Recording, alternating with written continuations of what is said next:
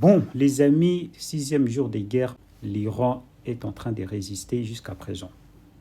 L'Iran continue de bombarder, bon, même si l'intensité a diminué un petit peu, mais ils sont là. Ils sont là. À tel point que là, tout le monde se pose la question, est-ce que Donald Trump s'est trompé finalement ou c'est comment là? Bon, il faut savoir que les États-Unis continuent toujours à bombarder et maintenant, ils veulent en fait armer les rebelles kurdes pour en fait mener des offensives et mener la guerre au sol. Mais c'est compliqué.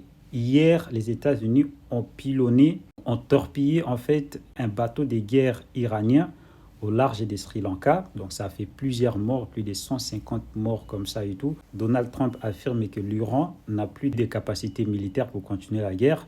Donc les autorités iraniennes affirment que la guerre continue et elles ne veulent pas en fait négocier. Elles sont prêtes à faire la guerre même pour 100 jours. Donald Trump avait parlé des 4 semaines. Les Iraniens sont prêts. Il faut savoir qu'aujourd'hui, l'Azerbaïdjan a été attaqué par des drones iraniens. Le président azéri a dit qu'il y aura des représailles. Aujourd'hui, une raffinerie de pétrole a été bombardée par l'Iran à Abu Dhabi. Donc ça continue les amis. Il faut savoir que la guerre a déjà fait plus de 1000 personnes mortes côté iranien. Côté israélien, on n'a pas de chiffres exacts, mais il y a des morts aussi.